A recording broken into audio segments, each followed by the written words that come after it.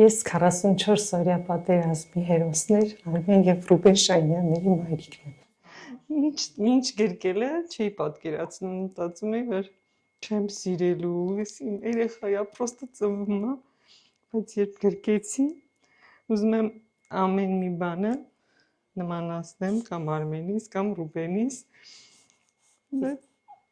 ոնց հասկանում եմ ինքը ուրիշ է, աչքերը այս վերևի մասով Ռուբենին է նման, ներքևը Արմենին։ Ճիշտն ասած շատ դժվար ենք եկել այս որոշ բանը, 4 տարի է պայքարում ենք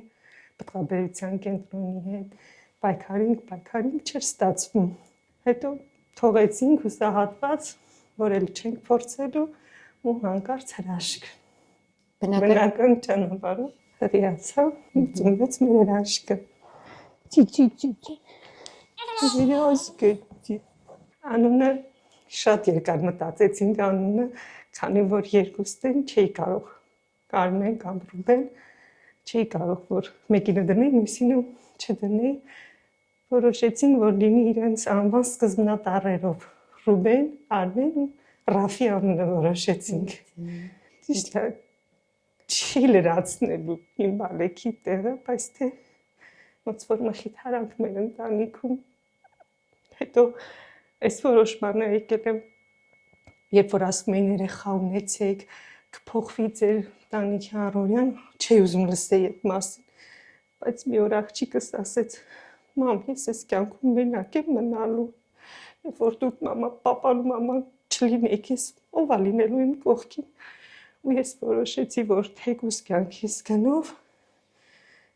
պիտի լինի աղջկաս կողքին հարազատ մեկը։ Որոշված էր ծնվելու օրը, փետրվարի 2-ին պիտի անենք, բայց չգիտես ինչու, երեկ սկսվեց բանակի օրով ինքը որոշեց, որ պիտի ծնվի։ Զուգ տղաներ ա կորցրել պատերազմի ժամանակ 44 օրյա, ուզում էր էլի բալիկ ունենալ։ Համատեղ անիշով ձկնայի հետ սպահում ենք երկու անաջող էկոյի փորձ, չենք տվին հրիացավ վերջ պայծառը, որ լուրջ ճանապարհ անցանք իրար հետ։ Մենք իրան պլանավորել ենք ծննդալուծել եկող 2-ին,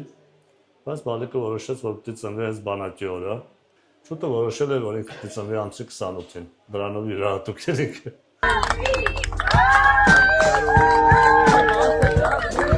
Super